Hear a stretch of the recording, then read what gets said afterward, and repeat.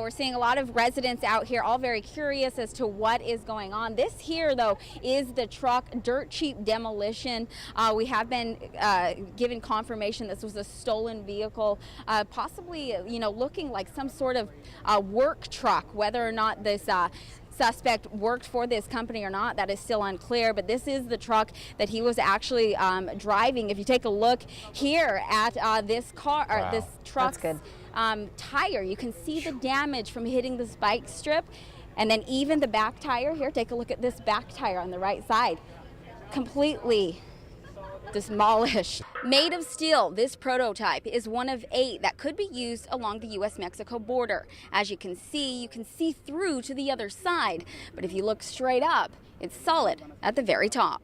Still under investigation. They haven't determined what caused the fire, but they do know that it started in the back and will continue to stay out here as crews continue to stay out here as well. They said that we could see smoke for the next 24 hours. What started at President's Way and Park Boulevard soon made its way to the streets. Now there are quite a few police officers. You can see from these tire marks where the car drove onto the empty lot, smashing into the side of the home. Fortunately, no one was hurt. Well, this Arco gas station is equipped with plenty of cameras. It's only a matter of time before surveillance video is handed over to police and this man's crimes catch up to him. This is actually the 3rd time that a vehicle has plowed into this woman's home. This time, though, hitting this car and then plowing directly into her garage. Well, Jen, we are standing where a home once was last week. The people that lived here, they're the caretakers of this nursery, but you can see they have lost everything, and then the nursery also destroyed just below. These are the 8 prototypes, each of them 30 feet tall, which is what Commissioner Ron Vitello said today he is most impressed with. Can it be climbed, dug under, or breached with tools in any way? Testing of the 8 different prototypes for the U.S.-Mexico border wall will now be put to the ultimate test to stop illegal entry. A tour of the prototypes was made public to the media for the first time Thursday as the acting CBP Deputy Commissioner Ron Vitello looked at each one. The thing that I'm most impressed by is the scale. At 30 feet high, the 8 designs include 4 made of pure concrete and were completed by 6 different companies. Made of steel, this prototype is one of 8 that could be used along the U.S.-Mexico border. As you can see through to the other side, but if you look straight up, it's solid at the very top. We've seen some unique features here. Outside of South Texas, we haven't used concrete to build wall. So this is a change from what's in the toolkit now. And so we'll just see which of these features do the best in the evaluation. An evaluation that can take up to 3 months. Construction of the prototypes began in September, and the San Diego sector was selected because it's one of the busiest in the nation. In 2016, the Border Patrol apprehended 31,000 illegal aliens and seized nearly 9,200 pounds of marijuana and more than 1,300 pounds of cocaine. According to the commissioner, more than one type of wall will be used depending on the terrain and different requirements for different locations. However, one of the minimum requirements for each is to be built 6 feet underground and detect and deter tunneling. All new wall that the Border Patrol is asking for will have a buried cable sensor in it, so that it will recognize. The technology will tell agents and the response teams that there's somebody approaching the wall, and then things like digging and tunneling will be detected by that equipment as well. So those are the features, both physical and technological.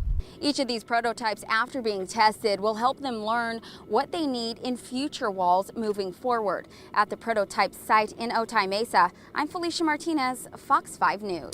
The event started off peaceful, but when police started handing out tickets, that's when people got worked up. This park is part of city property, so you're not allowed to food share. If you guys continue to No, we food are allowed share, to food share. We just can't then food you share. can't. We can food share with you because you have an address.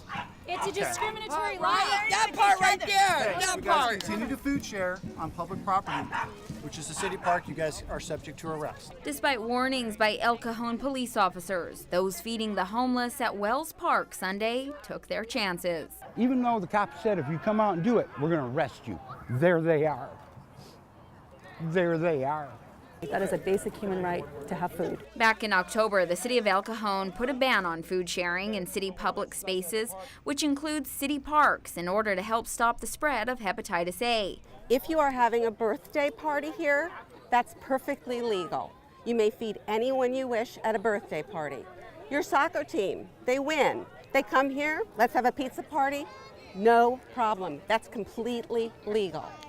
The only people who are not allowed to be served in this park and in all of El Cajon are the homeless. Would you like some bread? But Break the Ban organizers are feeding the homeless anyway. In fact, this is their 4th event doing so, and each gathering seems to grow. Some supporters even playing a familiar tune. Among the tickets, shouting and people with cameras were those just trying to feed their family or themselves. You want some applesauce? Hepatitis A is spread by human feces and not washing your hands after you use the bathroom. So not only does the city have the restrooms closed where there's no running water to wash your hands after you go to the bathroom, there's also trash here contaminated with human feces that is not being picked up by the city. So that's what spreads hepatitis A, not by feeding people. Well, if you want to see the complete ordinance, it is posted here at Wells Park. As for the Break the Ban organizers, they are already planning their next event, and they say that if they have to take legal action, they will. In El Cajon, I'm Felicia Martinez, Fox 5 News. As we were running, you could hear the bullets flying past us. Still fresh in his mind, a Chula Vista police officer, Fred Robotham, can still recall the barrage of bullets that rang out across a crowd of concert goers, he and his wife included, on the Las Vegas Strip. It was nonstop gunfire. Celebrating his 45th birthday, the 20-year officer says he recognized the sound immediately in the first round of bullets, but tried to explain it away with pyrotechnics from stage. Seconds later, he knew what they were up against. Quite frankly, when the second volley of shots went off, I was amazed at, as we were taking some action to leave, there were so many people who appeared to be dazed and were doing nothing to help themselves. Instinctively, his training kicked in. He and his friend, a Kern County firefighter, quickly grabbed their wives and others and fled for safety. It felt like BBs hitting us in the backs of the legs and in the back. I think it was probably bullets hitting the ground and chipping up asphalt, and there was asphalt that was peppering us as we ran. And then I could feel in my back lower left hip,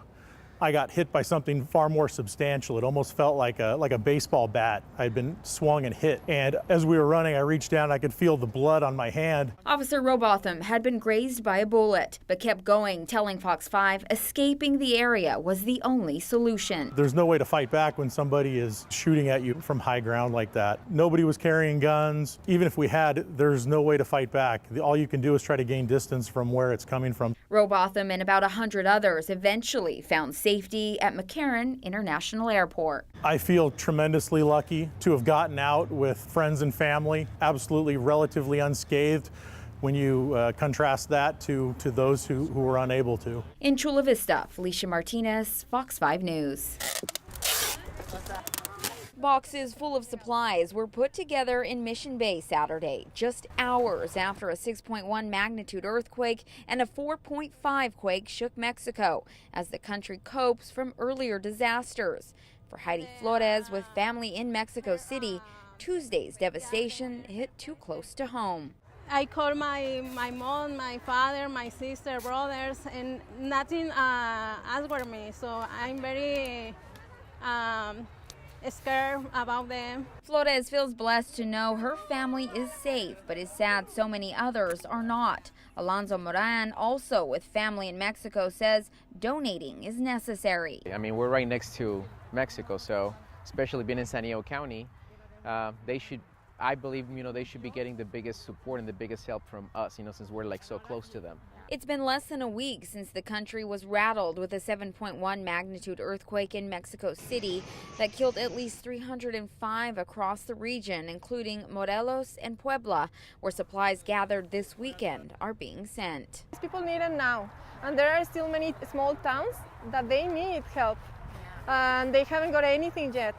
Because the government, in a way, is stopping all the trailers that are coming because they want to manage everything. So Gabriela Bojorquez with the organization Exatec, based in San Diego, are bagging, boxing, and loading up the supplies themselves, and will be driving them across the border this week to their organization in Tijuana. We've been talking to some people in Mexico, and the things that they need the most is usually food and medicine, and water, especially water. And each one of these bags is filled with food and personal items and is for a family of 4. Babies have their own bags to include diapers and formula. Sleeping, medicine, and cleaning supplies are also being sent for a total of about 200 boxes. But so much more is needed for the neighboring country. There's a lot of people in need right now, and if we could do something about it, we should do something about it. Everyone is human, and we need to help each other as humans. Felicia Martinez, Fox 5 News. It's been an emotional Friday for Love Johnson, a Mountain View resident, after losing one dog in a house fire and her pit bull, Rocky, fighting for his life. I don't have kids, so this is my baby. No, I was downtown and got the call. This cell phone video shows smoke and flames coming from the home in the 500 block of 36th Street. San Diego Fire says the call came in around 10:45 in the morning. Johnson's 2 roommates barely escaped the flames, but her German Shepherd Ben wasn't as fortunate. Skyfox shows an aerial perspective of just how heavy the smoke was, causing nearby residents to evacuate as firefighters got straight to work. I'm scared that my house is going to go on fire because it was so close. When San Diego Fire went in and around the home, that's when they found one woman in the backyard. She was taken to the hospital for what appears to be smoke inhalation. That's also when crews found Rocky on the 2nd floor. Well, the owner tells me that firefighter John saved Rocky here, and as you can see, this 10-month-old pup, he's doing much better. A dog is someone's property. It's very precious to people, and our job is to save lives and protect property. That commitment is certainly something Johnson is grateful for. Now, the American Red Cross has stepped in to help these residents. We are told that the cause of the fire was ruled undetermined. We were also told that it started on the 2nd level. For now, we are live in Mountain View. Felicia Martinez, Fox 5 News.